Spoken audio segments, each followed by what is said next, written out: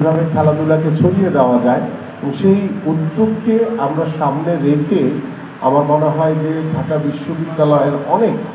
বড় ভূমিকা রয়েছে। কারণ আমাদের জাকারিয়া বাবু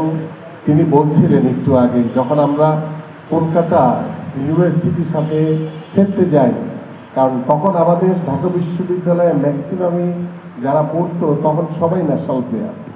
সবাই জাতীয় ফুটবল দলে খেলছিল। তখন তো যারা ন্যাশনাল টিমে খেলছে, যখন আমরা গিয়ে ইউনিভার্সিটির সাথে খেলেছি কলকাতায়, ওরা তো পুরো হতভম্ব হয়ে গেছে যে কী ব্যাপারে এত ভালো টিম কীভাবে, ওরা তো আর জানে না যে আমরা ন্যাশনাল টিমের সব প্লেয়ার। সো বিষয়টা হচ্ছে এই কারণে বলছি যে আমাদের মাঝখানের এই গ্যাপে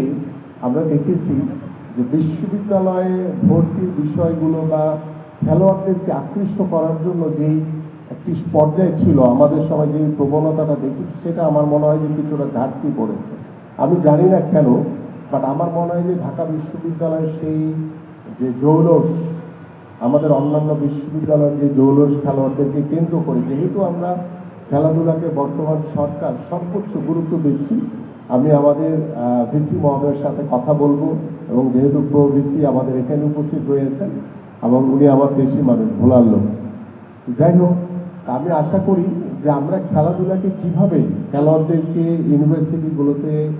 ইনভলভ করা যায়, কিভাবে খেলাধুলার মাধ্যমে আমাদের ইউনিভার্সিটিতে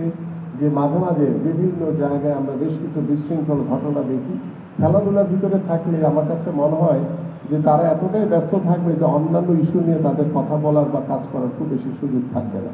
সো আমরা খেলাধুলাকে সর্বোচ্চ গুরুত্ব দিয়ে আশা করি বিশ্ববিদ্যালয় থেকে শুরু করে আমাদের একদম তৃণমূল পর্যায় থেকে শুরু করে আমরা সবসময়, আমি যেহেতু একজন প্লেয়ার ছিলাম, প্লেয়ার থাকাকালীন সময় অনেক সীমাবদ্ধতা দেখেছি, অনেক সমস্যা দেখেছি, যেগুলো আমরা বিভিন্ন সময়ে বলার চেষ্টা করেছি। যেহেতু বর্তমানে আমার কাঁধে সেই দায়িত্ব পড়েছে, আমি সেই সমস্যাগুলো নিরসনের জন্য আমি চেষ্টা করে যাচ্ছি, এবং আমি